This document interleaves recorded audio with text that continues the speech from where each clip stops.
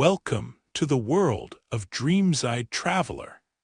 Here, beneath the soothing sound of gentle rain, we journey through time and space, uncovering the mysteries of the past and diving into the most captivating pages of human history. This place is created for those who love exploring the world in the quiet of evening, for those who value peace while yearning to discover something new before sleep.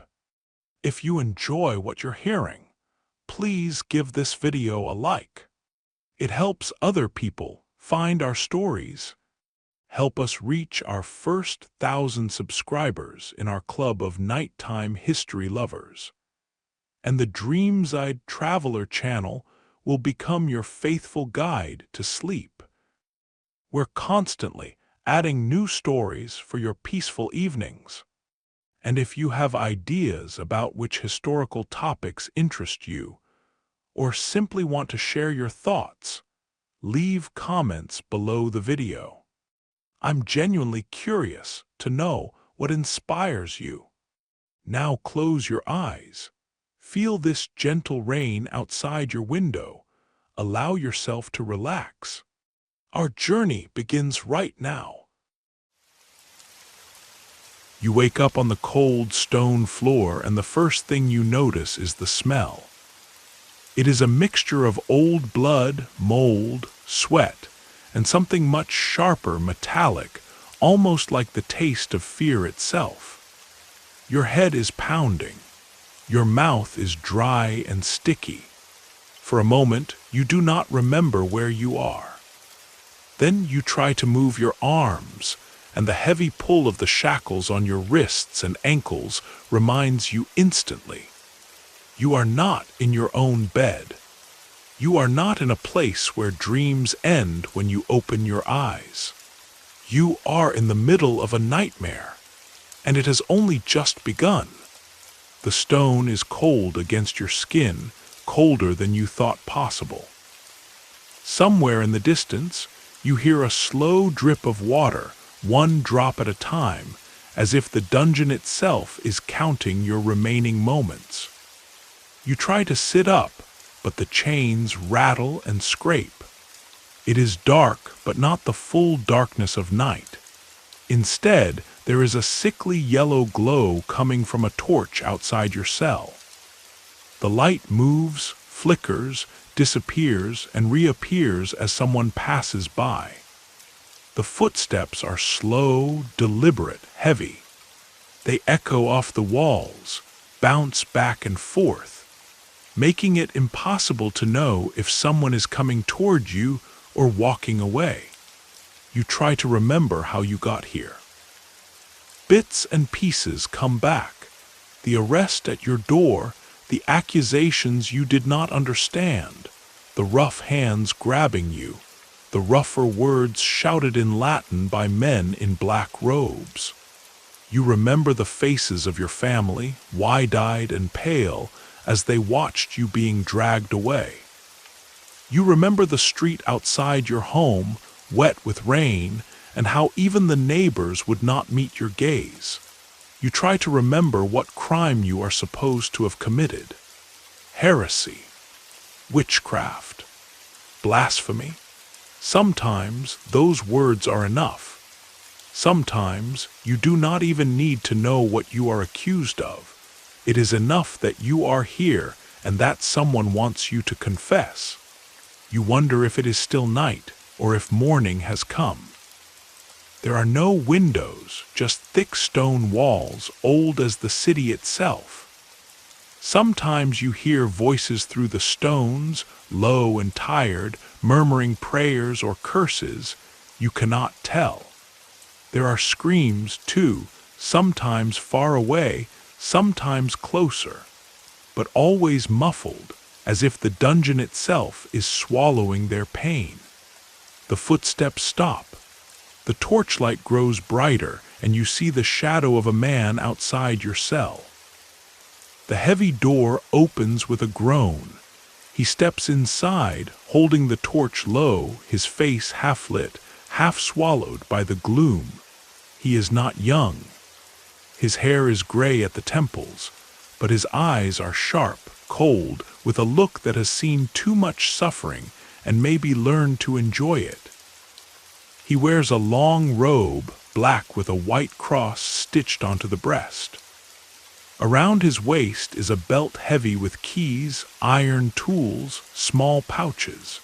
He is not alone. Behind him, a guard stands holding a short spear, watching without expression. "Do you know where you are?" the man asks. His voice is calm, almost kind, but there is something in it that makes your stomach twist. You try to answer, but your throat is raw. The words come out as a whisper. "You are in the hands of the Holy Inquisition," he says, as if that explains everything. He crouches down, looking you in the eye. He does not smile. "You have been accused of crimes against God and against the faith, but I am not your enemy. I am here to help you cleanse your soul." He stands up and gestures to the guard. The guard comes forward and unlocks your shackles from the wall. Your arms are numb, barely able to move, but the guard hauls you to your feet. You almost collapse. Together, they drag you out of the cell and down a narrow corridor, your bare feet scraping on the flagstones. The corridor twists and turns. At every bend, there are more doors, more cells, and sometimes you catch a glimpse of other faces behind the bars. Some are silent, some are crying, some pray, some stare at nothing at all. The air is thick and damp. You can feel the weight of the stone above your head. It is hard to breathe. You reach a wider chamber, lit by several torches set in iron brackets on the walls. In the center is a heavy wooden table, stained and scarred. Chains dangle from the ceiling. Against one wall stands a rack, a long wooden frame with ropes and pulleys. Nearby is a brazier glowing red with coals. There are other things, too: iron boots, spiked collars, a whip with 9 leather tails. The tools of a trade no one ever wanted to learn.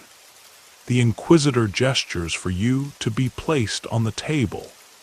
The guard obeys, and you feel the cold wood against your back. They lock your wrists and ankles down with leather straps. You try to keep your breathing steady, but your heart is hammering in your chest. The Inquisitor stands beside you, his hands folded. He speaks quietly, almost gently. "You are not here to suffer. You are here to save your soul. Confess your sins, and this will end." He leans closer. "But if you hide the truth, you will suffer. Not because I wish it, but because it is the will of God. The pain you feel here is nothing compared to the fires that await the unrepentant." He asks you questions, at first simple, about your beliefs, your neighbors, your friends. The questions become stranger. Have you spoken against the church? Have you seen devils in your dreams? Have you practiced forbidden rites, said forbidden words, met with witches in the woods? He watches your face as you answer, searching for any sign of a lie. You deny everything, but it does not matter. The questions do not stop. The longer you resist, the more his patience wears thin. He gives a signal, and the guard comes forward, holding a cloth and a jug of water. The Inquisitor explains. "This is the ordeal of water. It is a test. If you are innocent, God will give you strength." The guard places the cloth over your face. The water pours, slowly at first, then faster. You try to turn your head away, but the straps hold you tight. The water fills your nose, your mouth, your throat. You cannot breathe. Your body fights, panics. You want to scream, but there is only water. You thrash against the straps, but they do not move. The world shrinks to a single point, the desperate need for air. Then suddenly the cloth is pulled away. You cough, gasp, suck in air, tears and snot run down your face. You shake uncontrollably. The Inquisitor waits until you stop coughing. "Confess," he says softly. "God is merciful, but only if you speak the truth." You shake your head, unable to speak. He sighs and nods to the guard. The process begins again. Water, suffocation, terror. Each time you are sure you will die. Each time they stop just before you pass out. Each time they ask you the same questions. Each time you say nothing. You lose track of time. Maybe it is an hour, maybe it is a day. You do not know how many times they repeat the ordeal. When it finally ends, you are left lying on the table, half conscious, barely aware of your surroundings. The Inquisitor leans over you, his eyes soft with what almost looks like pity. "Rest now. Tomorrow we will continue. The truth will set you free." You are dragged back to your cell, your body limp, your mind drifting between pain and exhaustion. You do not sleep. You do not dream. You wait. In the darkness, you begin to wonder, how much pain can a person survive? How much fear? How much hope? You think of the stories you heard as a child, stories of saints and martyrs who faced torture and did not break. You wonder if you are strong enough to do the same. You wonder if it matters. You wonder if anyone will remember your name. Somewhere in the silence, you hear another scream. You close your eyes and pray it is not someone you know. For the first time, you realize you are not afraid of dying. You are afraid of forgetting who you are. You wake again to the sound of footsteps, and for a moment you wish it was just a nightmare, that somehow you would blink and be home. But the ache in your chest, the taste of iron in your mouth, and the rough straw poking at your skin all remind you, this is real. The door swings open, spilling harsh torchlight into the gloom. Your eyes water from the sudden brightness. This time 2 guards enter, one carrying a set of irons, the other a rough woolen blanket. The second man throws the blanket over your shoulders, an odd kindness, you think, until you realize it is only to keep your shivering under control, to keep you conscious, not to comfort you. They haul you to your feet and drag you back down the corridor, past the faces you are starting to recognize. The faces of others who do not sleep, who no longer cry, who have run out of tears. The main chamber looks different today. The brazier burns hotter, the shadows deeper. A new figure stands in the corner, a scribe, thin and pale, clutching a bundle of parchment and a sharpened quill. Every movement is recorded, every word catalogued. You are not just a person anymore. You are becoming a story, a case, a line in the endless archives of the Inquisition. The Inquisitor arrives, robes freshly pressed, hands clean, face as unreadable as before. He asks if you have anything to confess. His voice is softer this time, almost gentle, but you sense the threat beneath every word. You shake your head, unable to trust your voice. He gestures to the guard, who opens a heavy wooden box and begins to remove objects one by one. There is a metal device shaped like a boot, lined with iron spikes. There is a set of tongs, their tips charred and black. There are thumb screws, a wicked-looking pair of anguish, and a mask made of cold, twisted iron. The Inquisitor lifts the iron boot. "This is for those who walk in error," he says quietly. The guards force your foot into the boot and tighten the screws, slow and steady, until the iron bites into your skin. At first it is only pressure, then pain, then fire shooting through your bones. You grit your teeth, trying not to give them the satisfaction of your scream. But when the spikes pierce flesh, the scream bursts out of you, wild and raw. The Inquisitor watches, unmoved. The scribe records the details, the time, the reaction. The guard increases the pressure, and you feel your world narrowing, shrinking to a single point of agony. When the boot finally comes off, your foot is numb and bleeding. You wonder if you will ever walk again. They give you no time to recover. The next device is the pear, a metal object that can be inserted into the mouth or, for women, into more intimate places, and then slowly expanded by turning a screw. The Inquisitor explains its purpose in a low, almost bored tone. For those who spread lies, for those who blaspheme with their tongues, or for those who have used their bodies for the devil's work. The device is cold, unforgiving. As it opens, the pain grows slow, relentless, impossible to ignore. You sob not just from pain, but from the shame, the humiliation, the utter helplessness of being reduced to nothing but a body in pain.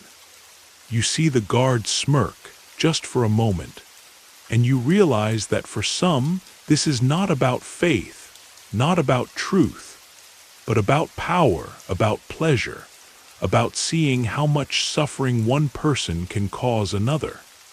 The session drags on. Every question is another chance to end it, but your mind clings to the hope that if you endure, if you do not break, maybe, just maybe, you will be saved. They bring the thumb screws, crushing the bones of your fingers one by one. Your vision blurs, your breath comes in ragged sobs. You barely hear the questions anymore. But the worst part, you soon learn, is not the pain. It is the silence between tortures, the way the Inquisitor leans close and whispers in your ear, offering false hope. You can go home if you tell us the truth. You can see your family again. This does not have to continue. You begin to question yourself, to wonder if you are mad. Did you say something wrong? Did someone betray you? Is this all a mistake, or is it punishment for something you do not remember? The Inquisitor starts to tell you stories about other prisoners, about how quickly they broke, how easily they confessed. He offers you names, real or invented, of those who already accused you, who already placed the blame on your shoulders. You are not alone in this. Everyone talks in the end. You might as well be the first, not the last. He tells you of a woman named Isabella, accused of dancing with shadows in the forest. She lasted 3 days. On the 4th, she confessed to everything they asked, even things she could not have known, just to make it stop. He tells you of a man named Matteo, who tried to hold out, who prayed and fasted and begged for mercy. In the end, he begged instead for death. His confession was signed with a trembling, broken hand. He leaves you with these stories, planting seeds of doubt, fear, and betrayal. You are taken back to your cell, your body shattered, your mind unraveling. Time loses meaning. You do not know if it is night or day. Sometimes you think you hear voices, real voices, voices of people you love coming to save you. Sometimes you hear only your own breath, ragged and shallow, echoing in the cold dark. You begin to bargain with yourself. Maybe if you say just one thing, just one small confession, they will let you rest. Maybe they will not take everything from you. But when the door opens again, it is not the Inquisitor who enters, but a young woman, a novice with a bowl of water and a scrap of bread. She looks at you, her eyes wide with fear and pity, and for a moment you see the outside world, sunlight, hope, normal life. She does not speak, but when she hands you the water, her hand trembles. You wonder if she will one day be accused, if she will one day be in your place. You try to eat, but your mouth is full of blood and your hands shake too much to hold the bread. You think of the stories the Inquisitor told you of Isabella, of Matteo, and you wonder how many of them were true, and how many were simply more torture, delivered in words instead of iron. You lose yourself in memories, trying to remember a time before pain, before the dungeon, before the endless cycle of questions and agony. You remember the sound of rain outside your window, the way your mother's hands smelled of lavender and flower, the laughter of your children. You try to hold on to these memories, but they slip through your fingers, replaced by the pain, the fear, the never-ending question. How much more can you take? One night, as you lie awake, you hear footsteps outside your cell, softer than usual. The door opens and a man enters, not the Inquisitor, not a guard. He is dressed in plain clothes, his face shadowed by a hood. He kneels beside you and whispers, "Hold on, they will tire. They will move on to others. If you can hold on, you may survive." You want to believe him, but his voice is like smoke, insubstantial, fading as soon as it is spoken. The next morning the Inquisitor returns as if nothing has changed. The cycle begins again. Sometimes, in your weakest moments, you begin to understand why people confess, why they give up names, even if the names are false, even if the crimes are impossible. It is not just the pain. It is the isolation, the endless repetition, the feeling that you are forgotten, invisible, lost. In the quiet between tortures, you begin to talk to yourself, just to hear a human voice. You repeat prayers, then curses, then promises to survive. You try to count the bricks in the wall, the cracks in the floor, anything to keep your mind from unraveling. You cling to hope like a drowning man to driftwood, knowing that hope can be its own kind of torture. You begin to notice things you did not before. The way the shadows move on the wall, the sound of water dripping in another cell, the faint smell of roses from the novice's hands. These small details become anchors, reminders that there is still a world outside the dungeon, that you are still alive, still human, even if you do not feel like it. And then one morning you are dragged into the chamber again, and the Inquisitor sits across from you, his eyes tired, his mouth a thin line. He tells you that there are new accusations, new evidence, new names. He asks you again, "Do you wish to confess?" You look at him, and for the first time you see not a monster but a man tired, frustrated, angry at your silence. You wonder what he sees when he looks at you. A heretic, a liar, or simply a problem he cannot solve. He sighs, stands, and leaves you alone in the room. For a moment there is peace. Then the guard enters and the pain begins again. You lose track of time entirely. Maybe it has been days or weeks, or maybe just hours that repeat endlessly, blurring together into a gray fog of pain, exhaustion, and hollow waiting. Your body grows weaker, thinner, the bruises on your skin blooming from purple to yellow and back again. You no longer recognize your own hands. You try not to think about your feet, about whether the wounds from the iron boot will ever heal. You try not to think about your tongue, raw from biting it to keep from screaming, from confessing to things you never did. The nights in your cell are long, haunted by echoes. Sometimes you imagine you hear your own voice, answering questions you cannot remember. Sometimes you dream you are back in your childhood bed, sunlight on your face, birds singing outside the window, only to wake to the sharp pain in your shoulders, the wet chill of the stone beneath you, and the stink of your own fear. But it is not only pain that fills these hours. There is a new kind of terror, the terror of forgetting. You repeat your name quietly, a prayer, a talisman against vanishing. You recall the faces of those you love, your father's tired smile, your sister's laugh, the way your youngest child once wrapped tiny arms around your legs. Sometimes you talk to them in the dark, whispering memories, hoping that the stone walls will not steal their voices away from you. On one such night, the sound of keys jangling in the corridor jolts you from half-sleep. The door opens.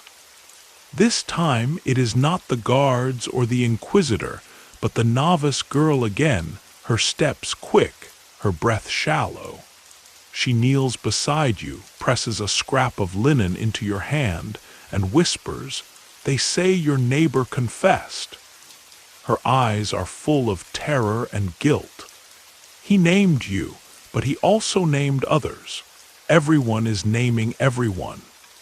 They want it to end, so they give the names they remember or the names they can invent. "I'm sorry." She slips away before you can answer.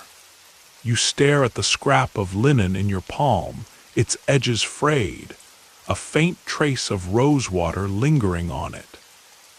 It is the only kindness you have touched in what feels like 100 years. You hold it to your face, breathe in the scent, and for a moment you are not a prisoner. You are simply someone who remembers how the world outside once smelled. The next day, the ritual resumes. You are dragged back to the chamber, this time greeted not by the Inquisitor, but by a panel of men all in black, their eyes cold, some younger than you, some older and heavy with the weight of too many years of this work. They say nothing as you are strapped to a chair, your wrists bound tightly, your knees pressed together. The scribe sharpens his quill and nods. The Inquisitor enters, his face red, his eyes angry. You have been accused by your neighbor, by 2 women, and by the baker's apprentice. They all say you met at night, that you spoke words against the church, that you had a book you hid from the priest. You try to remember any book, any secret meeting, but your mind is blank with fatigue. You shake your head. Everyone lies when they are afraid, the Inquisitor snaps. What will you say? Your voice is barely a whisper. I have nothing to confess. It is not defiance, you are too tired for that. It is only the truth, and even the truth feels thin as air. He turns to the guards, who bring forth another device, the strappado. They force your arms behind your back, bind your wrists with rope, and hoist you up by your shoulders until you are hanging, your toes barely brushing the ground. At first there is numbness. Then there is fire as your joints begin to stretch and tear, as the pain in your shoulders becomes too great to bear. The room spins. You think you hear singing, but it is only your own voice, broken, wordless, animal. They lower you, and you collapse in a heap, gasping, tears pouring down your face, unashamed, uncaring. The Inquisitor kneels beside you, his hand on your back. Confess, and this will stop. Just give us one name, one truth. You will be forgiven. You look at him, and for the first time you see the cracks in his mask. There is something desperate in his eyes, something hollow and lost. You do not know if you are strong or simply empty. You do not confess. Not yet. They carry you back to your cell, but this time you are not alone. The guards throw another prisoner inside, a woman, her hair wild, her eyes feverish. She crawls to the corner, clutching her stomach, muttering prayers. You ask her name, but she only shakes her head. She does not trust you. You do not blame her. The next few days or nights, you cannot tell, pass in silence, broken only by the sounds of suffering. The woman weeps sometimes, curses sometimes, sometimes stares at nothing for hours. Once, she grabs your arm in the dark, her fingers icy cold. "Don't give them any names," she whispers. "Even if they promise you freedom, they lie." You nod. You both understand. The days drag on. Food comes less often, water is sometimes forgotten. You start to dream of rivers, rain, anything cool and wet and clean. Your cellmate grows weaker. One morning, she does not wake. You call for the guards, but they do not come. When they finally arrive, they drag her body away as if she is just another object, another piece of trash to be burned. You are alone again, and this time the loneliness is worse than the pain. You begin to wonder if you are dead already, if this is some kind of purgatory, if you will ever see the sky again. You remember stories your grandmother used to tell, of saints who survived the impossible by keeping their faith. You try to pray, but the words feel hollow in your mouth, as if they belong to someone else. The Inquisitor comes one last time. He sits on the edge of your cot, his face gray with exhaustion. He tells you in a voice that barely rises above a whisper that the town has moved on. New heresies have been discovered, new suspects arrested. If you confess now, he says, it will be easier. They will not hurt you again. You look at him, and for the first time you feel nothing. No fear, no anger, not even pity, only emptiness, as if your soul has finally slipped out through the cracks in the stone. He stands, sighs, and leaves the cell open behind him. You do not move. You are free to walk out, but you have nowhere to go. It is only later, when you hear the voices of new prisoners crying in the corridor, that you realize your story is just one of thousands. The Inquisition does not end. It simply waits for the next name, the next accusation, the next soul willing to survive a little longer, even if it means forgetting everything else. And in the darkness, you whisper your name one last time, hoping that, somewhere, someone will remember it.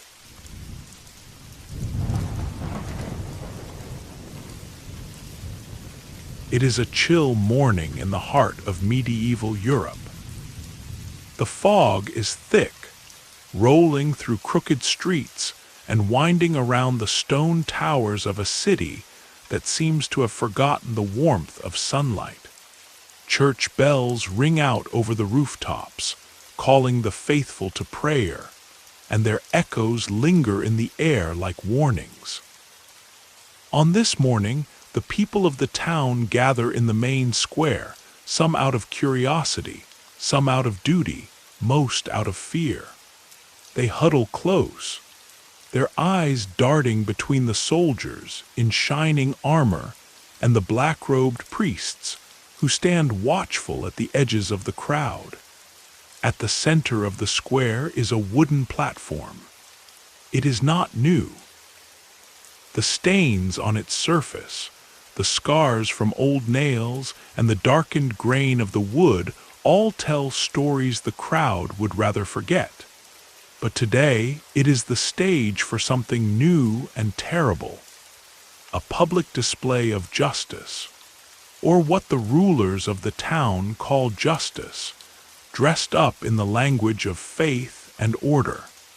A hush falls as the bishop arrives. He is an imposing figure, tall and broad, his robes embroidered with gold thread, a heavy cross hanging from his neck. Behind him walk the officers of the newly formed Inquisition, their faces set, their eyes bright with the fire of conviction. This is not the bishop's first trial, but for the city, it is the first time that heresy will be confronted in such a public, theatrical way. The crowd murmurs, whispering names, rumors, and half-remembered prayers. Someone is being brought forward, dragged by two guards. It is an old woman, her hair wild and white, her shoulders bent beneath the weight of years and accusations. She does not struggle. Her eyes are dark and steady as she looks out at the faces of her neighbors. Some look away. Some watch with hungry curiosity. Others cross themselves and mutter, as if to shield their souls from whatever darkness has brought her here. The bishop raises his hands and the square goes silent. His voice is deep, practiced, echoing from wall to wall. We are gathered here in the name of the Holy Church, in the name of order, in the name of God. There are those among us who spread lies, who sow doubt, who poison the hearts of the faithful. Today, we begin the work of cleansing our city, our souls, our future. He gestures to the inquisitors, who step forward, holding documents sealed with wax. The charges are read out loud. Consorting with heretics, speaking against the teachings of the Church, owning forbidden books, practicing secret rituals.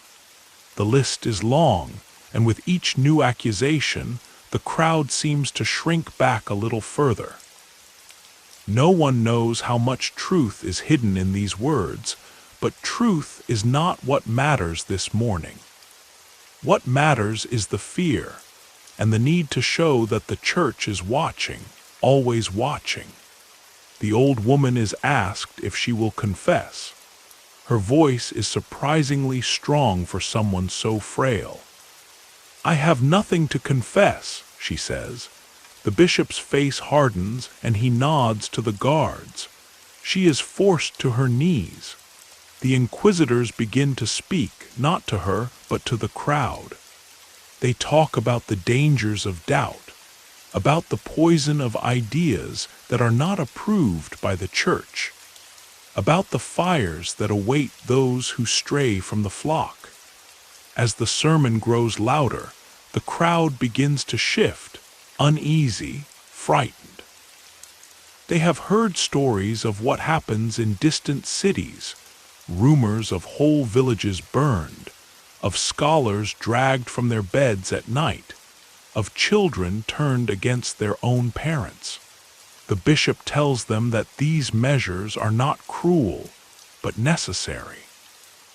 That mercy lies in discipline, and that the only way to save souls is to break the bodies of those who threaten the faith.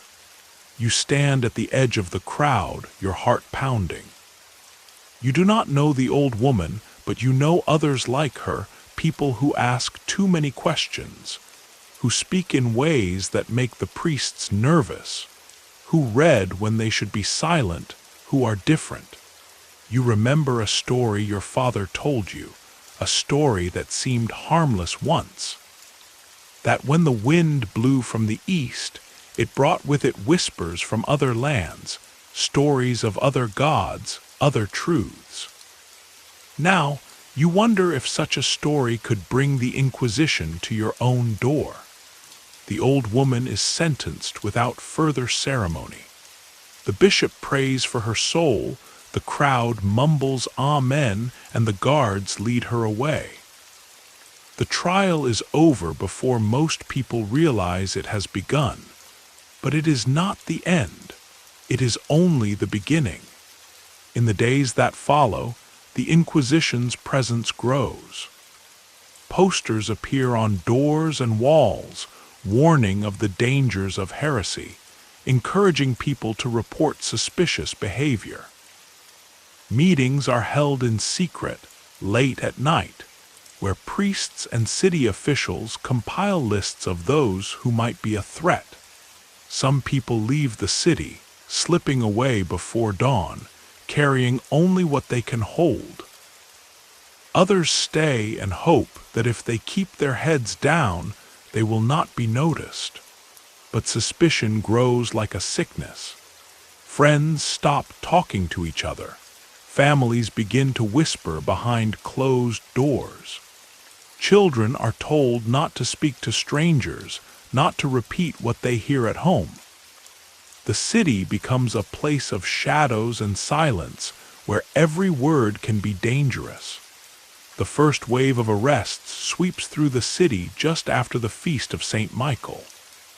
It is sudden, swift, and ruthless. Men in black robes and city guards burst into homes, dragging people out of their beds, breaking down doors, searching for forbidden books and hidden charms. Some of those taken are old, like the woman on the platform. Some are young, barely more than children. Some are priests themselves, accused by rivals or by parishioners eager to prove their loyalty. The inquisitors set up a tribunal in the heart of the cathedral. The old stone walls, once a place of comfort and safety, now echo with the sound of crying, of pleading, of iron doors slamming shut. The air grows thick with incense and fear. Every day, the bells toll, not for prayer, but as a warning. One case stands out among the first trials. It is the case of a schoolteacher named Thomas. He is known in the city for his gentle nature, his fondness for stories, his habit of reading to children in the market square. One day, a neighbor overhears Thomas telling a story about a distant land, where people worship in ways different from the church. The neighbor, anxious to show her loyalty, reports him to the inquisitors. Thomas is arrested at dawn. He is dragged before the tribunal, his wrists bound, his face pale but proud. The charges are read, teaching false doctrines, spreading doubt among the young, undermining the faith of the community. Thomas tries to explain that he meant no harm, that stories are just stories. But his words fall on deaf ears. The trial is short. The inquisitors quote scripture, cite the laws of the church, remind everyone of the dangers that come from unchecked ideas. Thomas's friends, too afraid to speak in his defense, say nothing. In the end, the verdict is inevitable. He is found guilty. He is sentenced to public penance, to stand in the square, barefoot and in rags, holding a sign that declares his heresy. But even this is not enough. The crowd jeers, throws stones. Someone spits at his feet. The bishop, watching from the steps of the cathedral, shakes his head in disappointment. The message is clear. There is no room for mercy, not when the soul of the city is at stake. Stories like these multiply in the weeks that follow. The Inquisition's grip tightens. People disappear in the night. The city grows quieter, the fear heavier, pressing down on everyone like the stones of the cathedral itself. It is easy, in times like these, to wonder how it all began. The answers are as old as the city's stones. The church, once a place of refuge, now sees enemies everywhere. The world is changing, trade brings new ideas, new books, new doubts. Plagues have swept the land. Wars have burned the countryside, and people are desperate for certainty, for order, for someone to blame. The Inquisition offers that certainty. It offers the comfort of knowing who is right and who is wrong. It offers the promise of safety if only you are willing to let go of your doubts, your questions, your neighbors. All you have to do is obey. But beneath that promise, there is something darker. The need for control. The fear of losing power. The knowledge that when enough people are afraid, they will accept almost anything, even cruelty, as long as it is dressed up in the language of salvation. And so, as the city grows colder and the bells ring out each morning, you wonder who will be next. You wonder if anyone will be left to remember what it was like before fear ruled everything. This story is fictional and is a work of art. All events, situations, and characters are imaginary. Any resemblance to real people is purely coincidental. You live now in a city where every footstep is an echo of suspicion, and the air itself seems to vibrate with uncertainty. Fear lingers like smoke after a fire, seeping into the cracks of every household, curling around conversations, making even the most innocent glance feel like a risk. Yet beneath the surface, life continues as it always does. The markets open, the bread is baked, children still play, but always with one cautious eye on the church spire that rises above everything. You notice, over time, how quickly the rituals of suspicion become habits. It starts small. People cross the street to avoid old friends. The baker's wife no longer chats at the well, but hurries home, her head down. The once lively gatherings at the tavern grow quiet. Songs are sung only behind closed doors. The city, once a tapestry of voices, is now a patchwork of whispers and silence. The Inquisition, meanwhile, grows bolder. No longer content to simply respond to rumors, its officers begin to set traps, to encourage confessions and accusations. At night, inquisitors gather in candle-lit rooms, poring over lists, cross-checking statements, debating who should be next. Their work is methodical, almost bureaucratic, guided by new rules sent from the papal court, and by their own hunger to prove their zeal. The bishop addresses the city from the cathedral steps, his voice trembling not with nerves, but with a kind of anticipation. "There is a darkness among us," he says, "and we must root it out, no matter the cost." He encourages everyone to speak up, to confess, to accuse. The words are couched in the language of love, love for God, love for the city, love for one's neighbor. But everyone understands the truth. Love, in these times, is just another word for control.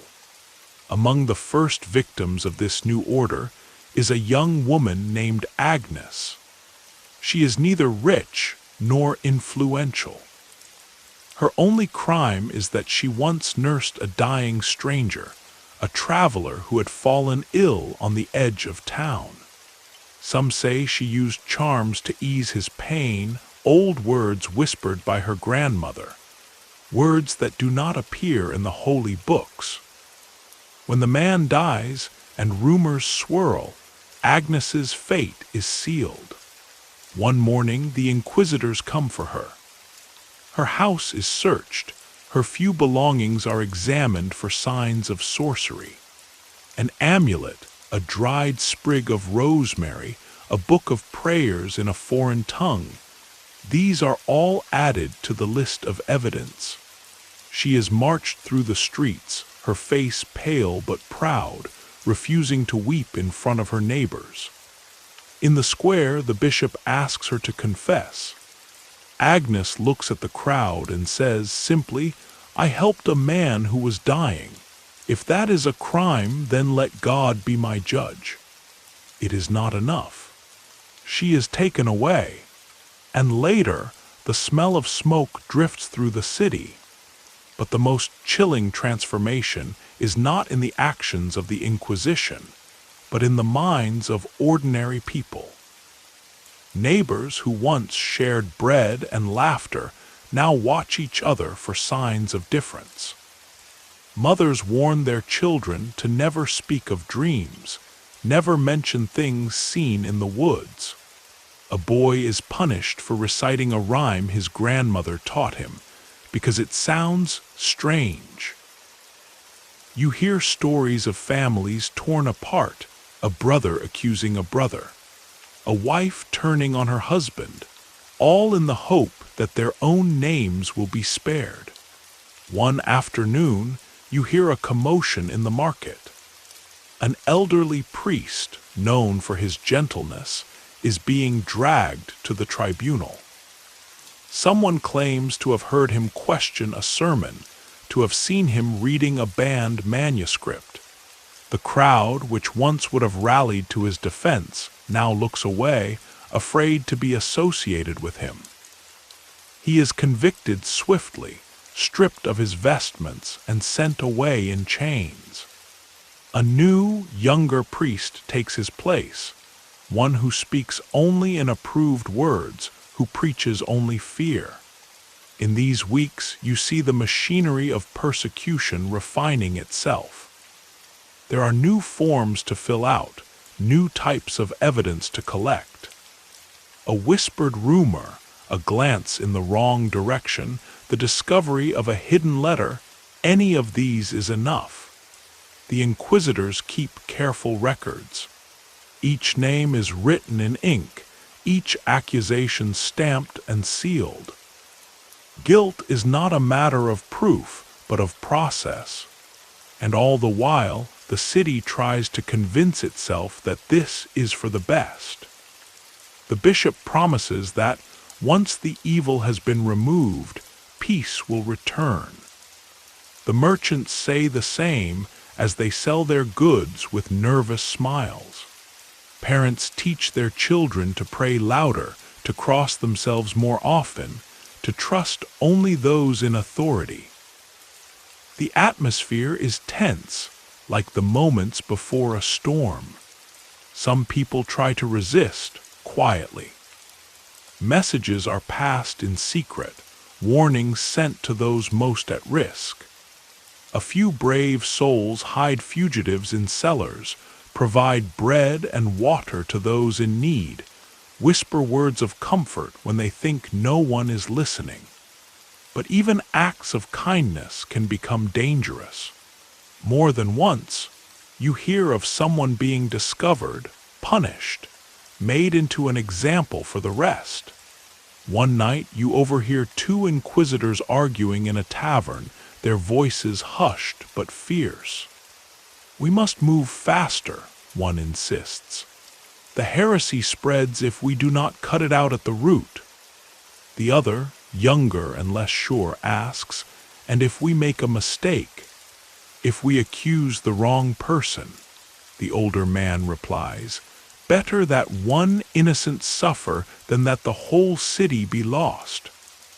The logic is cold, but it is the logic that shapes the times. In your own life, you learn to watch your words, to let silence fill the gaps where laughter used to be. You are careful always, but never certain that you are safe.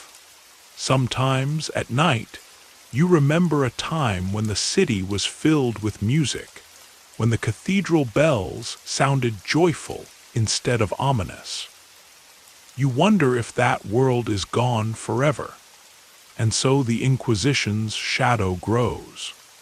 It is not just the threat of torture or execution that controls the city. It is the fear that lives in every heart, the knowledge that, at any moment, anyone could be the next victim. You survive by becoming invisible, by blending in, by hoping that if you are very quiet, very ordinary, very obedient, you will not be noticed. But in your dreams, you see the faces of Agnes, of Thomas, of the old priest. You remember the stories your father told, the ones about winds and whispers and hope. You hold those stories close, even if you dare not speak them aloud. There comes a point, somewhere between the tolling of the evening bells and the first pale blush of dawn, when you realize that fear has become its own religion. It has rituals, commandments, and a congregation. All those who look over their shoulders, all those who whisper in shadows, all those who wake from restless sleep wondering if they will hear heavy boots on the stair. The Inquisition is no longer a handful of officials in black robes. It has become an institution. It has offices and ledgers, informants and secret codes. Its presence is as much a part of city life as the marketplace or the cathedral. People talk of the Inquisitors by name now, Master Rodrigo, who never smiles, Brother Pierre, who quotes scripture with icy calm, Sister Cecilia, whose eyes miss nothing. There are even rumors that some inquisitors compete to see who can root out the most heretics, as if the hunt itself is a kind of holy contest. By now, the city is full of stories, not just about victims, but about how the first wheels of this system were set in motion. Some say it began far away, in southern lands scorched by sun, where a new faith was whispered in mountain valleys, where peasants dared to read scripture for themselves. Others say it was born in royal courts, where kings and cardinals grew anxious about losing control. The truth, like all things, is tangled in fear and ambition. One of the first great cases that shapes the city's memory is that of the scholar Hugo. Hugo is not a rebel or a preacher. He is a man who asks too many questions, who owns too many books, who teaches his students to look for truth even when it is uncomfortable. When the first rumors of heresy arrive, Hugo tries to reason with the authorities.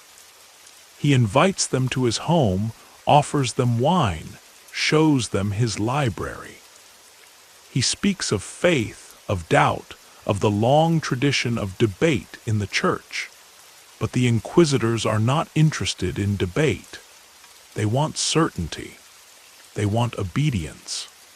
In the trial, Hugo is forced to recant ideas he once taught freely.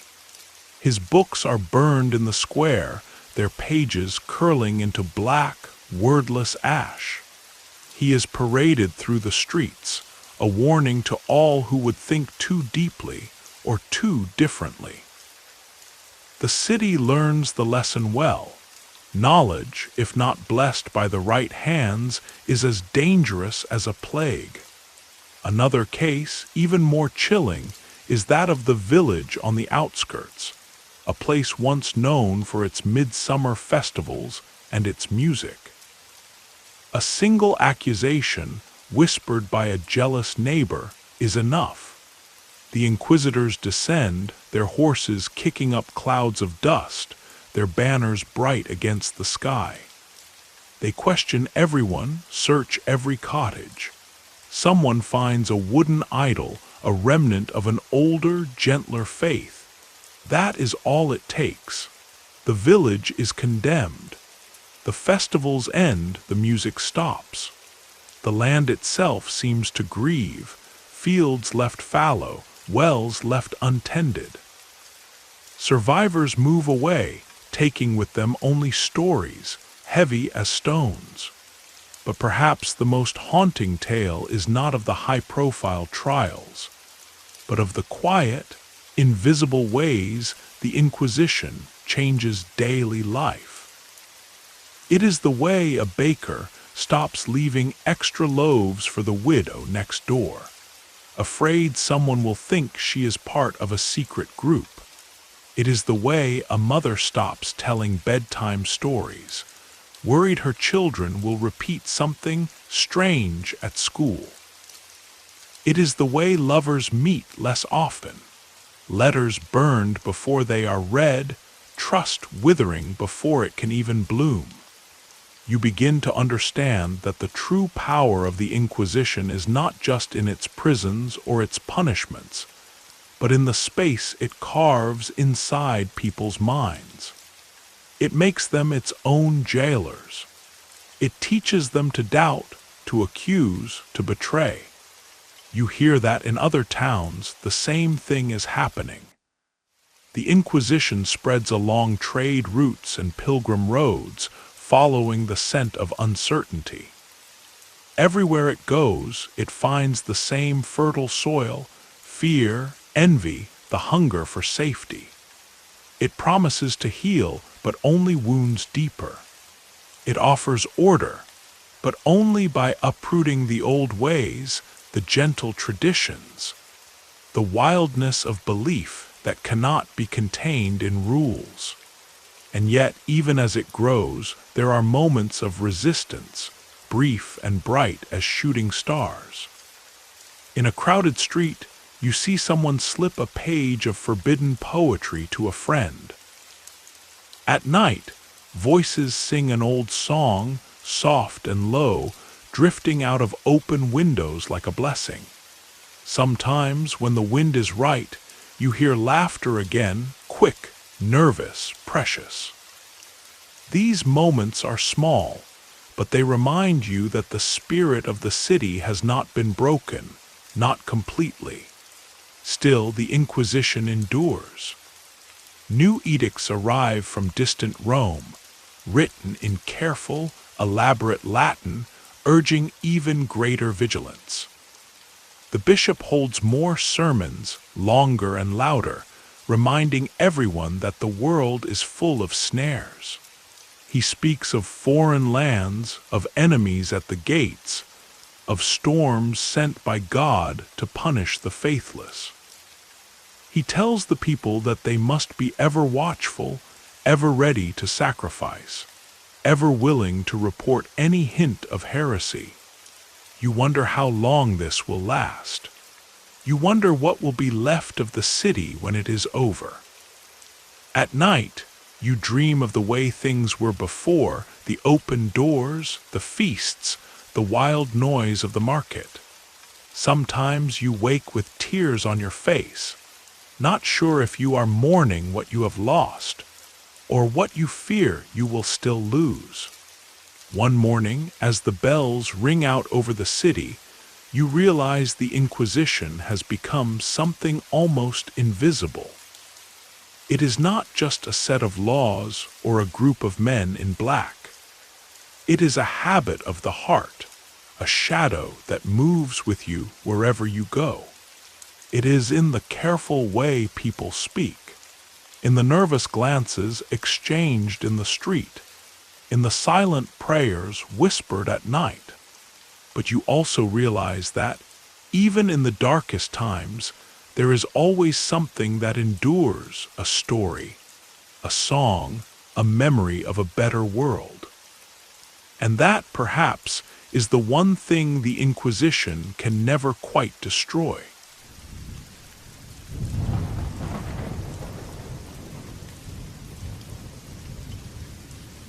It begins not with the clang of iron or the smell of burning flesh, but with the simple act of entering a room. The chamber of torture is a place set apart, deep within the stone labyrinth of the Inquisitor's house, hidden behind locked doors and thick curtains. It is a place where sunlight never enters, where every shadow seems to tremble with memory. For many, the greatest terror is not knowing what lies beyond the door. Only the whispered tales that drift through the prison halls at night, stories half believed, half denied, and never truly understood until it is too late.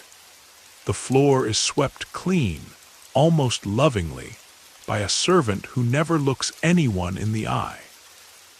The walls are lined with tools and devices, each carefully maintained, their iron gleaming dully in the flickering torchlight. To those who have never seen such a place, it might appear almost like a workshop or a blacksmith's forge, until they look closer. Until they notice the stains, old and stubborn, that no amount of washing can erase. Until they smell the air, heavy with oil, blood, and the faint, sour tang of terror. It is here that the Inquisitors do their real work. It is here that confessions are shaped, not by logic or persuasion, but by pain and fear. Each device in the chamber has a story, a name, and a purpose. Each is designed not only to break the body, but to crack open the mind, to reach past courage and reason, and find that small, trembling core where even the strongest soul is made to beg for mercy. Consider the rack. It is one of the oldest and most feared instruments, known by many names: the stretcher, the ladder, la diba. It stands against the far wall, a simple construction of heavy wood with ropes and pulleys attached at each end. At first glance, it seems almost primitive, yet there is a kind of genius in its design. The victim is laid upon it, wrists and ankles tied to the wooden frame, the body stretched until it is taut as a bowstring. The Inquisitor turns the wheel, slowly at first, then faster, pulling the ropes tighter, until joints pop and ligaments tear, until the world becomes nothing but white-hot agony. Bones are pulled from their sockets, muscles stretched beyond all hope of healing. For some, the pain is enough to shatter the mind, to erase all memory of who they were or what they believed. There are stories of men and women who resisted the rack for hours, whose bodies bent and broke, but who would not speak. One such tale is told of a blacksmith named Esteban, a man whose arms were thick as tree trunks and whose courage was spoken of in every tavern. Accused of hiding forbidden texts, Esteban was dragged to the rack, stripped and bound. The Inquisitor, a young, ambitious cleric eager to prove himself, turned the wheel slowly, pausing often to ask for confession. Esteban refused. He screamed, yes, but the screams became a kind of defiance, echoing down the stone corridors. In the end, his arms were torn from their sockets, his back twisted beyond repair. He was left in his cell to die, but he never confessed. His story was whispered by other prisoners, a flicker of hope in the darkness, but also a warning. Not everyone survives the rack, and not everyone leaves whole. Next to the rack, there is another device, smaller, but no less cruel. The iron boot, known in Spain as la boda, in France as la botte espagnole. It sits on a wooden bench, innocent in appearance until the prisoner sees the spikes hidden inside. the screws that tighten the metal casing around the foot and lower leg. Once applied, the boot becomes an iron vice, crushing flesh and bone with slow, merciless pressure. Sometimes hot coals are shoveled around it, heating the iron until it burns and blisters the skin, until pain becomes a living thing, writhing and screaming beneath the surface. The boot is used when the inquisitors want a confession quickly, when they have grown tired of waiting. Some prisoners faint from the pain, others bite through their tongues, desperate for any escape. There was a merchant, they say, who endured the iron boot for nearly an hour before naming half a dozen supposed conspirators. Men and women who had never spoken a word against the church, but who now found themselves in chains. It did not matter that the names were false. The boot had done its work. Another infamous tool stands in a corner, tall and silent. The Iron Maiden, the Maiden of Nuremberg, La Donna di Ferro. At first glance, it looks almost like a statue, shaped like a woman in flowing robes, her face serene, her arms outstretched. The front opens on a hinge, revealing the real horror, rows of long, sharp spikes set at odd angles. The victim is placed inside, the door closed slowly, the spikes piercing flesh but missing vital organs, prolonging agony without bringing death, at least not at first. The maiden is used less often than other devices, but its reputation is enough to keep even the bravest prisoners trembling at the thought. Not every tool in the chamber is made of iron and wood. Some are simple, even mundane. Ropes for tying, whips for flogging, buckets of water for the ordeal of drowning, the water torture. This last is a favorite among inquisitors who want to break the spirit as well as the body. The victim is laid on a board, a cloth placed over the face, water poured slowly until every breath becomes a desperate struggle, a dance between suffocation and panic. The mind, starved of air, soon believes it is dying, even when the body remains alive. Perhaps the most disturbing tool is the pear, la pira, or the pear of anguish. Shaped like a fruit made of metal, it is designed to be inserted into the mouth, or in more sadistic cases, into other orifices. A screw is turned, the device opens, tearing tissue, shattering teeth, destroying dignity as well as flesh. It is used for blasphemers, for those accused of unnatural acts, for women whose only crime is to survive in a world that fears their power. Each device in the chamber is designed not just to cause pain, but to leave scars that cannot be hidden, that mark the soul as surely as the body. Prisoners who survive often limp, their hands twisted, their voices trembling or lost altogether. But perhaps the worst scars are those that no one can see. The terror of footsteps in the night, the nightmares that return with every creak of wood or clang of metal. There are many who say that the true genius of the inquisitors lies not in their tools, but in their patience. They do not rush. They wait. They allow hope to flicker and die. They offer comfort before taking it away. They promise mercy and then deliver pain. They know that everyone breaks.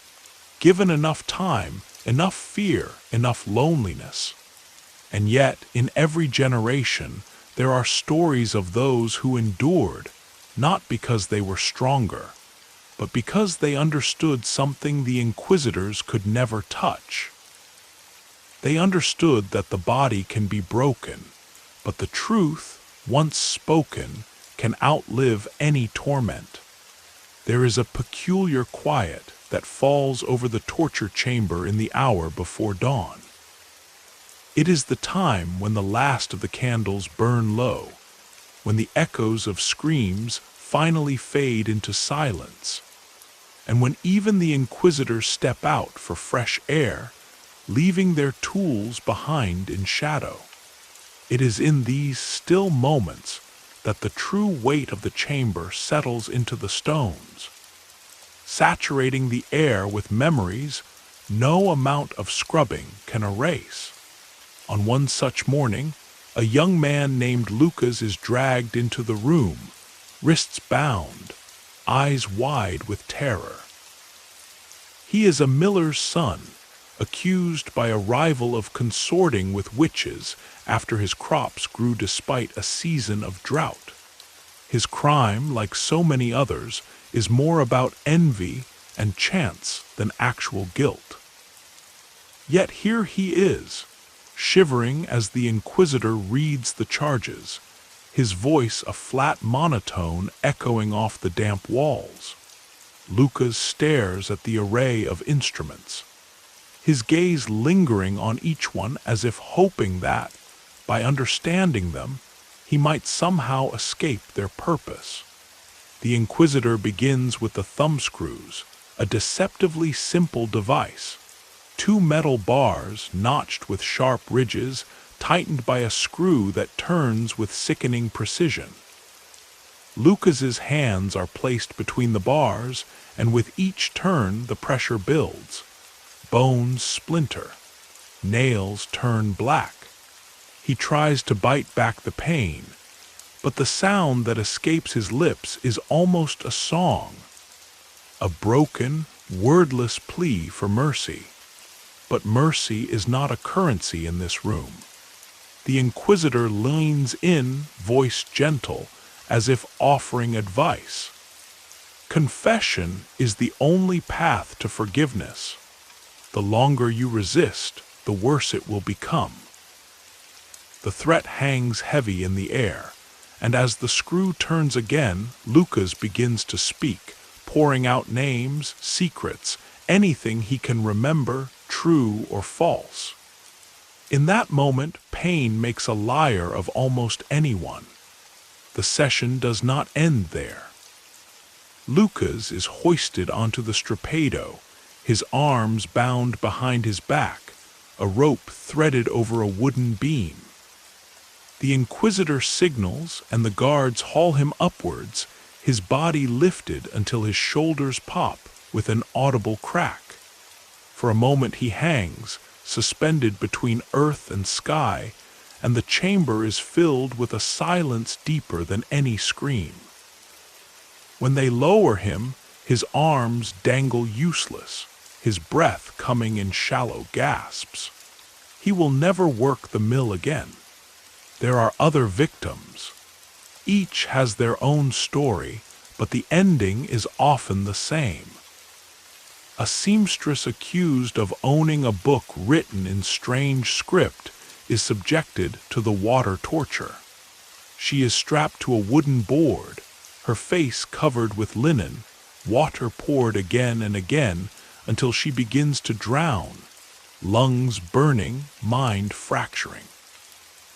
When they finally let her up, she coughs out a confession between sobs, her spirit broken by the simple terror of suffocation.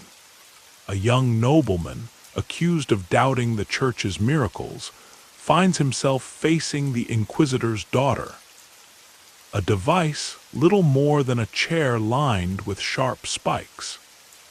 He is forced to sit, his weight pressing him down, each movement driving the spikes deeper into his flesh. Blood soaks his tunic, pooling beneath him. The pain is relentless, not sharp but grinding, like the ache of old wounds that will never heal. He tries to maintain his dignity, but when the spikes press into bone, he weeps, promising anything, everything, to make it stop.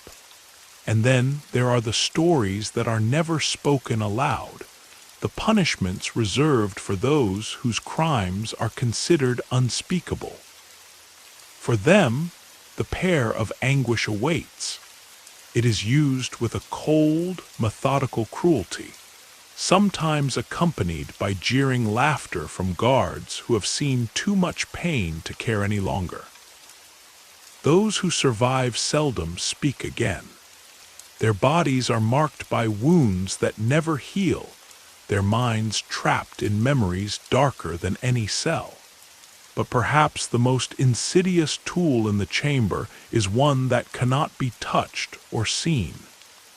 It is the threat, the promise, the knowledge that the pain will continue for as long as it takes. It is the silence between tortures, the way hope is dangled before being snatched away. Inquisitors learn to use this silence as skillfully as any device, letting a victim wait in the darkness, listening to the screams of others, imagining what comes next. Sometimes the torture does not even require blood. There is the ordeal of sleep deprivation, of hunger, of thirst. Prisoners are kept awake for days, questions repeated until answers blur into nonsense, the line between truth and fiction lost forever. Some break after only a night, others after several. But eventually, everyone reaches the edge. The inquisitors record every confession, every name, every half-muttered word. It is written down, stamped with seals, locked away in archives deep beneath the cathedral. In the end, most victims are never tried in public. Their stories exist only as entries in dusty books. Their suffering remembered by no one except the walls of the chamber and the men who built it. And yet for every Lucas, for every seamstress, for every nobleman, there is a moment when the pain fades, even if only for a heartbeat. A moment when the body grows numb, the mind drifts somewhere far away, beyond the reach of iron and fire. In that place, some find a last scrap of dignity, a final prayer, a memory that cannot be touched by torture. You might wonder why anyone would build such devices, why men of faith would become masters of pain.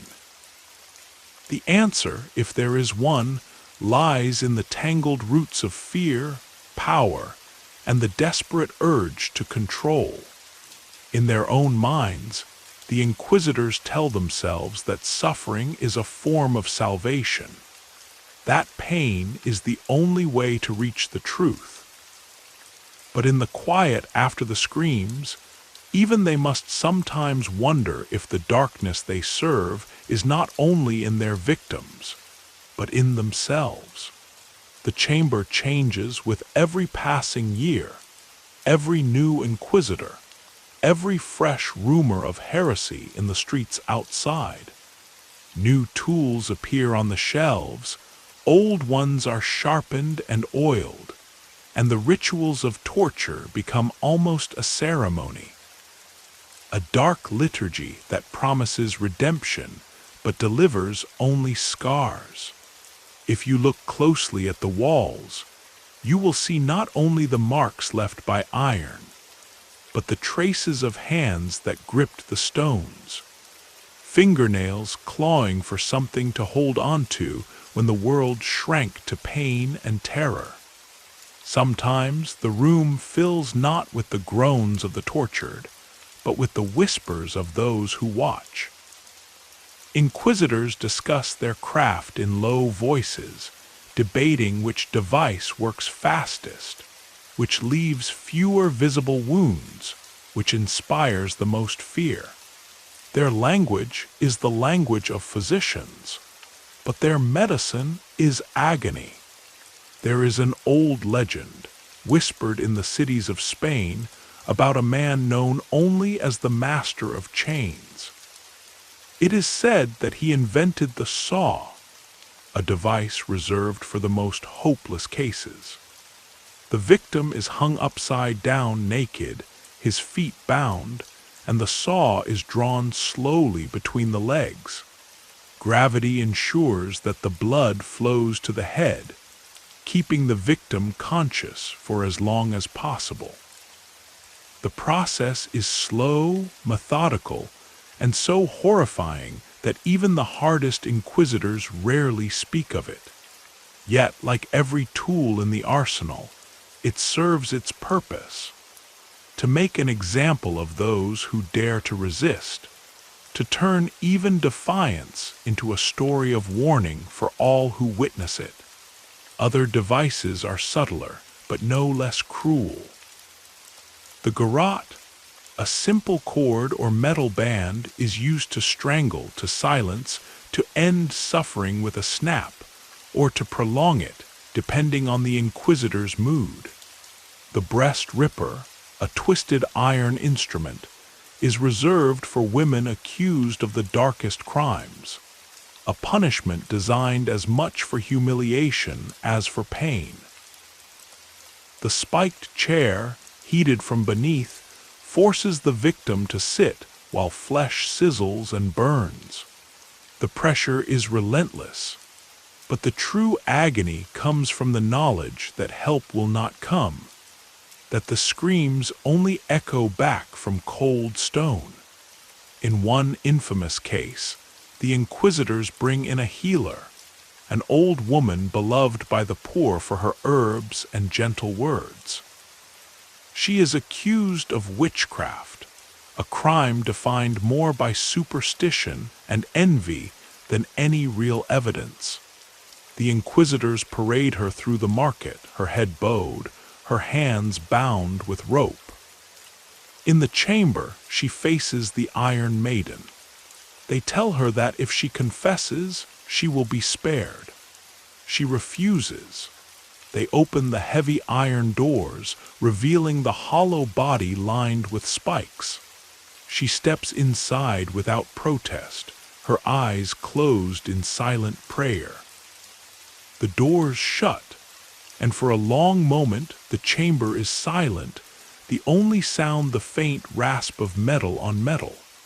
Outside, the city grows quieter, as if holding its breath. Everyone knows what happened, even if they do not speak of it. Children are warned not to wander at night. Housewives lock their doors and windows at dusk. Priests remind their flocks that the Inquisition sees everything, forgives little, and forgets nothing. Yet the inquisitors themselves are not untouched by the darkness. Late at night, when the chamber is empty, some are haunted by dreams, faces they cannot forget, voices that rise in their minds like the echo of old bells. They try to drown these memories in prayer, in more fervent devotion, in the endless repetition of ritual. But the shadows in the chamber grow long, and the line between salvation and damnation blurs. A new inquisitor arrives, young and full of zeal. He is fascinated by the devices, studies their mechanisms with a craftsman's eye. He reads old treatises, interviews survivors, takes notes on the time it takes for hope to turn to despair. But as the months pass, something changes in his face. The excitement dims. His hands tremble when he tightens the screws. One night, after a particularly brutal session, he stares at his reflection in the metal of the Iron Maiden and wonders aloud, "What if we are the ones who need forgiveness?" But the machine of the Inquisition is bigger than any one man, any single conscience. The chamber remains, and the tools are passed down from hand to hand, each generation perfecting the methods of pain. The stories continue, of men broken on the rack, of women silenced by the pair, of innocents destroyed not by their own sins, but by the fears of those who hold power. And yet, even as the chamber claims its victims, there are some who leave it forever changed, their bodies broken but their spirits somehow unbowed. They become legends, whispered about in the markets, remembered in prayers, mourned in secret. Their suffering becomes a kind of testimony, proof that cruelty cannot erase hope, that even the most sophisticated machine of torment cannot truly master the human soul. When you walk past the walls of the Inquisitor's house, you might hear only silence, or perhaps the distant echo of a chain clinking in the dark. But if you listen closely, you might also hear something else. A quiet promise rising up from the stones that every device, every act of pain will one day be remembered not for its power, but for the lives it tried and failed to destroy.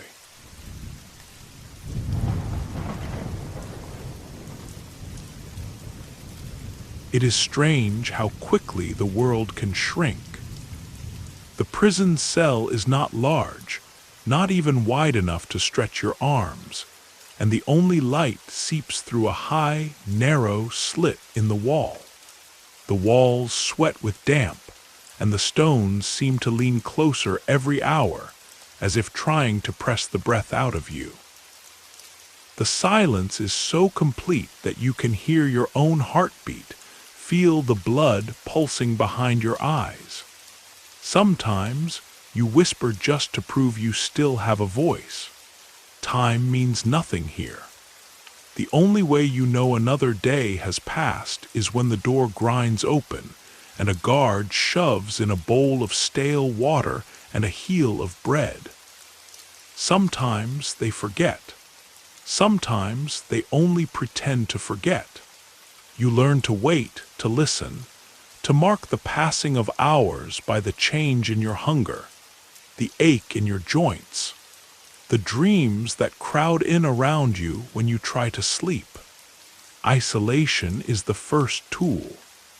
At first, you tell yourself you are strong. You recite prayers, list the names of loved ones, make bargains with yourself to hold out just one more day. You recall the story of a man named Miguel, a merchant from Valencia, who endured nearly 4 months alone before he was brought to trial. They say he kept himself sane by imagining every street in his city, every sound, every smell. In the end, he confessed to nothing. But when he emerged, his eyes were hollow, and he could no longer remember his own wife's face. After isolation comes the questions. The Inquisitor arrives always at the same hour, a figure swaddled in black, his face half hidden by shadow and the heavy hood of his robe.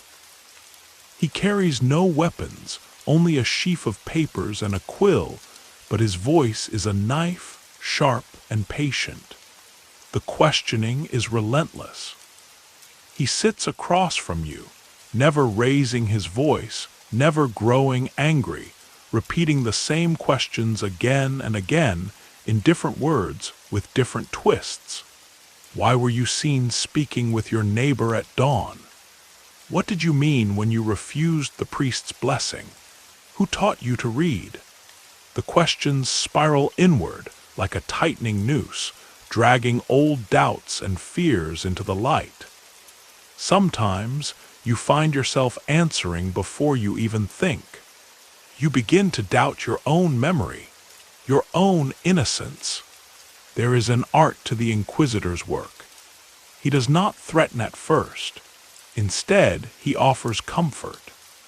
He brings a stool, sits with you in silence, tells you stories of other prisoners, men and women who resisted, who suffered, who found peace only when they told the truth. He offers you the hope of mercy, of seeing your family again, of escaping the cold cell.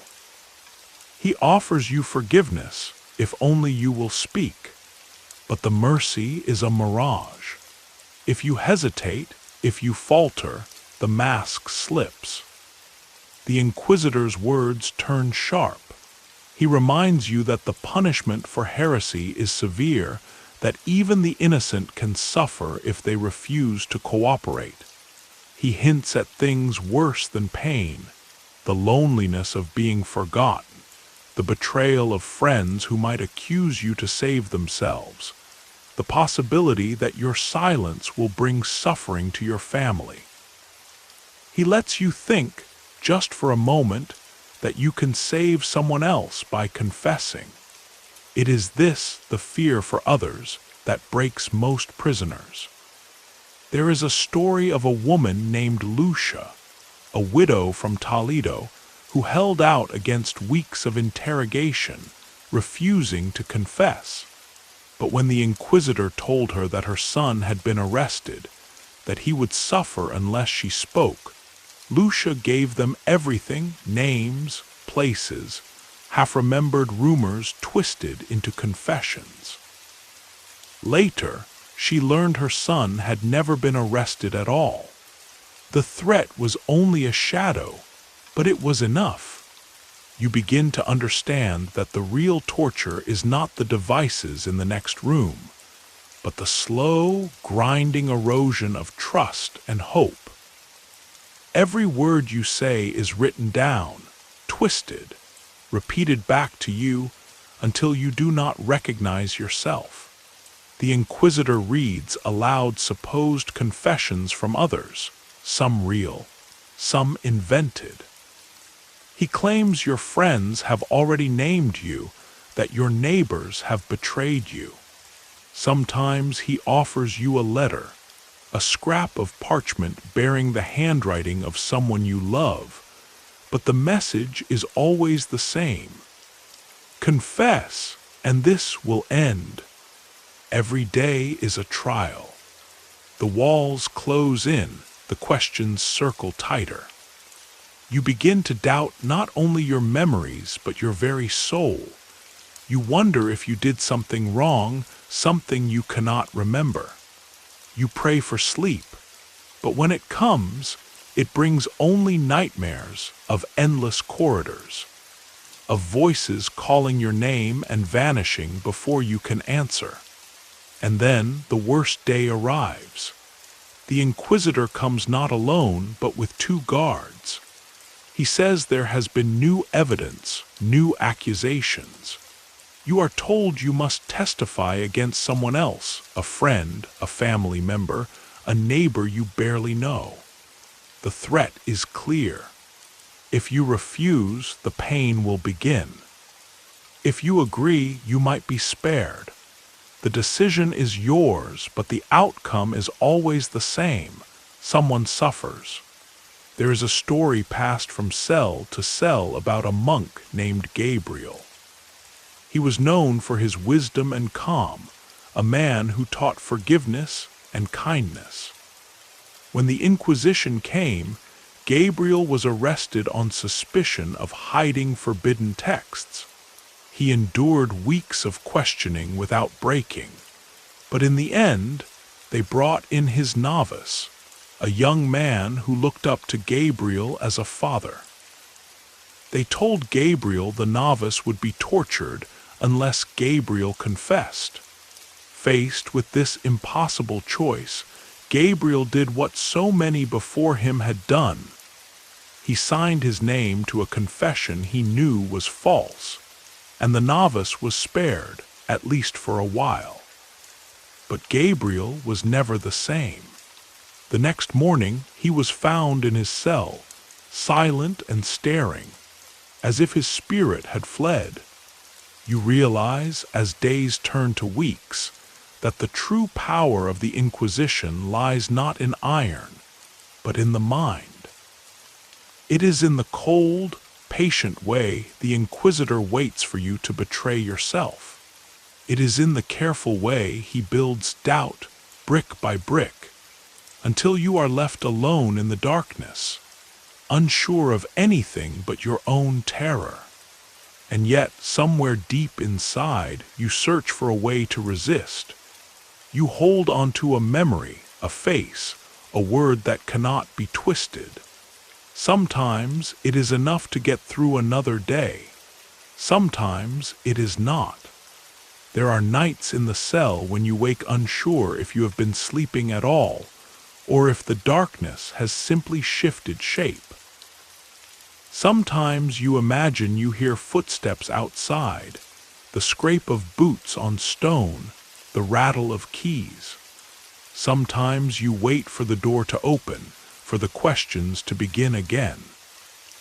The silence stretches out, thick as oil, and in that silence your own thoughts become your greatest enemy.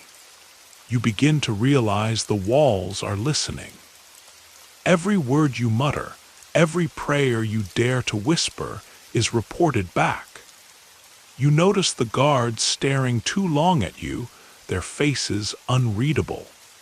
You see the shadows move at the edge of the door, and you wonder if someone is writing down the way you pace, the way you press your hands to your ears to block out the echoes.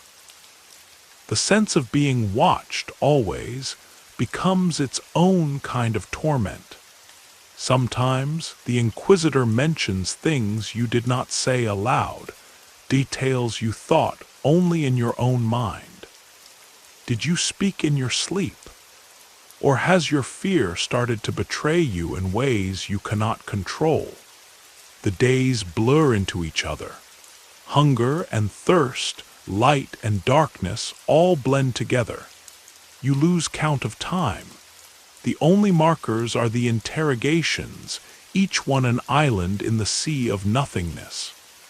The questions become stranger, more personal. The Inquisitor asks not just about your actions, but your thoughts, your doubts, your dreams. He insists that God sees all, that to hide even a secret thought is to risk your soul. You start to wonder if it is true. There is a story that passes from prisoner to prisoner, told in trembling voices through cracks in the walls. It is the story of a man named Henry, a scholar who kept his faith private but could not hide the questions in his eyes. He was isolated for months, fed just enough to keep him alive, never allowed to see the sky. Every day the Inquisitors asked him the same questions. Eventually, Henry began to answer, not because he believed, but because the silence in his cell became unbearable. He confessed to things he had only dreamed, things he had never done, just to fill the emptiness with sound. Some prisoners try to hold on by keeping secrets alive, small rituals, memories, fragments of old songs. You scratch patterns into the stone with a stolen splinter of wood. You count the bricks in the wall, invent games to play in your mind. But even these small comforts are threatened. The Inquisitor sometimes takes away your blanket, your bread, the splinter of wood you use for carving. Sometimes he promises a reward, better food, a letter from home, if only you will tell him what he wants to hear. One day the questions change. You are no longer the only one accused. You are asked to confirm stories told by others, the neighbor who prayed too loudly, the friend who once spoke of foreign lands, the woman who gave you an extra piece of bread when you were a child. At first, you deny everything. But as the days go by, as your body weakens and your spirit grows thin, you begin to hesitate. What if the others have already spoken your name? What if you are alone in your silence and everyone else has confessed? The Inquisitor senses your hesitation and pounces on it. He promises mercy, forgiveness, a swift end. Just give us a name, he says, and this will all be over. It is a trap. Even if you speak, it never ends. The questions only multiply. Each confession leads to more accusations, more victims. You see the pattern, but in your exhaustion, you almost do not care. You want it to stop, whatever the cost. There is an old priest who once told you a story about the power of words, how a lie can take on a life of its own, how a single accusation can burn down a village. Now you see it happen with your own eyes. In the prison, you sometimes catch glimpses of others as they are marched past your cell. A woman with tangled hair clutching her arms to her chest. A man limping, his eyes empty. You wonder if you once knew them, if you are now bound by invisible threads of betrayal and fear. One afternoon, the Inquisitor arrives with a sheet of parchment, dense with names and signatures. He claims these are confessions, testimonies given under oath, proof that you are guilty. He reads them aloud, each word a nail driven into your sense of self. You begin to doubt your own innocence. Maybe you really did say those things. Maybe you are to blame for everything. You lose faith in your own memory, in your own heart. Sometimes, just when you feel yourself about to break, the Inquisitor shifts tactics. He speaks kindly, calls you by your first name, offers you water and a piece of fruit. He sits close, his voice gentle. "We are not monsters," he says. "We want to help you. You are lost, but you can be saved." For a moment, you almost believe him. For a moment, you want to believe. But the moment passes, and the next time he speaks, it is with ice in his voice, with threats that make you shake with dread. It is not only the threat of pain that breaks people, but the constant shifting between hope and terror.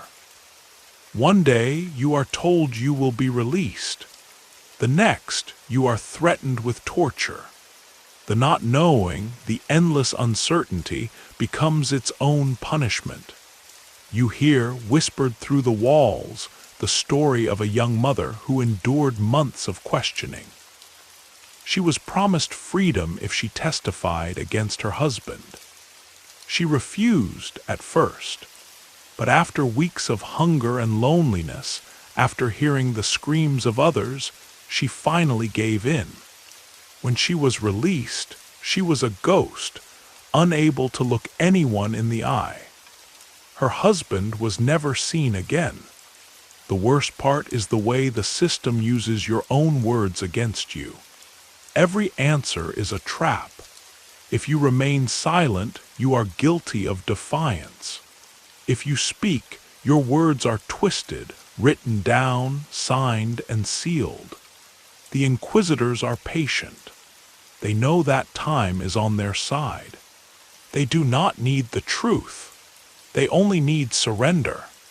And so you live from hour to hour, clinging to scraps of memory and shreds of dignity, hoping only that one day the questions will end, and you will be able to remember who you were before the darkness swallowed your name. Night and day are meaningless in the cell. The air is always damp, always the same temperature, and the only real changes are the patterns of silence and noise. Some nights you lie awake, counting heartbeats, listening for footsteps. Some nights the screams of others drift through the stone, rising and falling like the tide, so distant you almost wonder if you imagined them. And then there are the times when you hear nothing at all, just the whisper of your own breath and the pounding in your skull. A reminder that you are still alive, even if you are not certain you want to be. The real battle happens not on the rack or beneath the Inquisitor's gaze, but inside your mind. At first, you cling to the idea of your innocence, to the logic that if you have done nothing wrong, there is nothing to fear. You replay every memory, searching for any detail that could be twisted against you. But as the days pass, you learn that logic is useless in this place. Here, guilt is not about what you did, but about what you can be made to admit. The questions are traps laid with careful hands. There is no safe answer. Everything can be used against you. You start to lose your sense of self. The things that once defined you, your job, your friends, your small rituals of daily life, are stripped away one by one. There is nothing to distract you from your own thoughts. You try to recall the feel of the sun on your face, the taste of fresh bread, the sound of laughter in the market, but the memories blur at the edges, fading into the damp, gray fog that fills your mind. The interrogations are always the same and always different. Sometimes the inquisitor is cold and formal, reading accusations in a voice as flat as stone. Sometimes he is friendly, almost fatherly, asking about your family, your childhood, your faith. He brings up old wounds, mistakes you made years ago, secrets you thought no one else knew. He weaves them together into a story of guilt, and when you protest, he looks at you with a kind of weary pity, as if your denial is only more proof of your sin. You begin to wait for the sound of his footsteps, the creak of the chair as he sits down. You know the order of his questions, the rhythms of his speech, the way his hands move as he writes down your answers. You find yourself wanting to please him, to say something that will make him nod and close his notebook, even if only for a day. But there are no real pauses in the questioning. Every answer leads to another question, every confession leads to another accusation. If you deny, you are stubborn. If you admit, you are guilty. Sometimes you are left alone in the dark for hours. Sometimes the interrogations follow one after another, a relentless tide of voices and demands.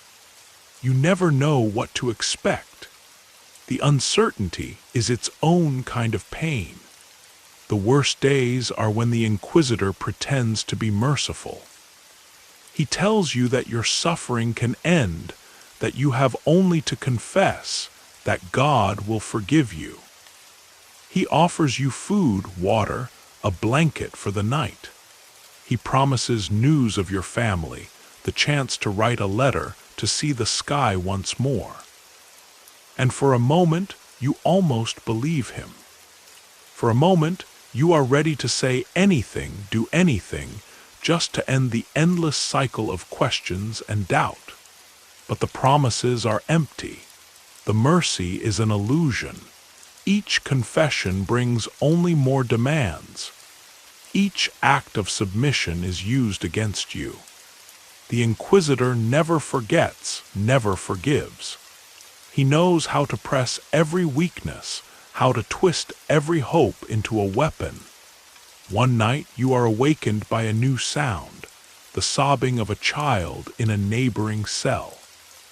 The sound is small and muffled, but it cuts through the stone like a knife.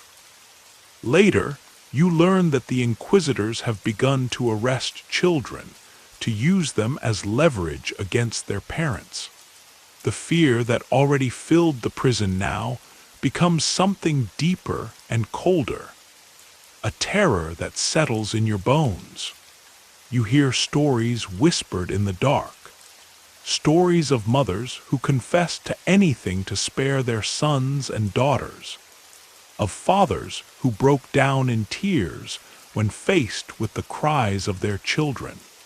The inquisitors know this is the surest way to break a soul, not through pain, but through the threat of pain to someone you love.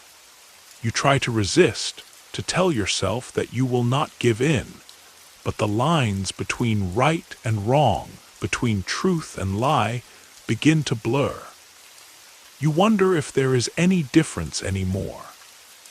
You remember a man you once admired, a scholar who believed in reason and justice. He was brought here too, and for weeks he refused to speak, even as his health failed. In the end, he confessed to every charge, named friends and strangers alike, and begged for forgiveness. He died soon after, but the confessions lived on, destroying the lives of dozens more. The guards become less careful over time. You begin to hear them talking, laughing, complaining about their duties. Some are cruel, enjoying their power, boasting about how quickly they can break a prisoner. Others seem uneasy, ashamed, unable to meet your eyes. Sometimes they slip you a crust of bread, a word of encouragement, but always with fear. The system is designed not just to break the prisoners, but to break everyone who touches it. Occasionally, the Inquisitor brings you a piece of parchment, a confession supposedly written by a neighbor or friend, full of accusations. Sometimes the handwriting is familiar, sometimes it is not. You do not know if these are real or forged, but it does not matter. The effect is the same. You feel more alone, more betrayed, more desperate to end the torment. You begin to suspect everyone. Even your memories feel like betrayals, shifting and uncertain. One day, the Inquisitor tries a new tactic. He leaves you alone for hours, then brings you into a room where you see another prisoner, a woman you knew from the market, her face thin and pale, her eyes red from weeping. The Inquisitor demands that you confirm her guilt. She pleads with you, her voice trembling, and for a moment you want to help her. But you know that if you defend her, you will both suffer. If you accuse her, perhaps she will suffer alone. The choice is impossible, and whichever way you turn, you lose another piece of yourself. The next day, the Inquisitor asks you to write a confession in your own hand. He tells you what to say, and when you hesitate, he threatens to bring in someone you care about, to use your silence as a reason for new arrests. You write the words with shaking hands, tears blurring the ink. When it is done, the Inquisitor pats your shoulder, almost kindly, and says you have done the right thing. Afterward, you are left in your cell, empty and numb. The interrogation's slow, but the damage is done. You no longer know who you are or what you believe. You cannot remember the sound of your own voice, the shape of your own thoughts. You stare at the wall, tracing the cracks with your eyes, listening for a sound that will never come. Sometimes, late at night, you remember stories of saints and martyrs who faced torture without breaking, who found peace in suffering. You wonder if they were real, or if their stories were invented to give prisoners like you false hope. You cling to the memory of your old life, but it slips away from you, piece by piece. There is one last story, whispered through the walls, about a man who survived the Inquisition and lived to tell his tale. He said that the worst part was not the pain, but the loneliness, the sense that you had been erased, forgotten, abandoned by everyone, even yourself. But he also said that, in the end, it was this same loneliness that saved him. He learned to find strength in silence, to hold on to a single thought, a single memory that could not be taken from him. It was not enough to heal him, but it was enough to keep him alive. You do not know if you will survive. You do not know if you want to. But as you sit in the darkness, You tell yourself that you will remember one thing: your name, your first joy, the face of someone you once loved. You repeat it again and again, a prayer against the emptiness. If you can remember that, even when everything else is gone, maybe you will still be yourself. And in the end, perhaps that is the one thing the Inquisition cannot take.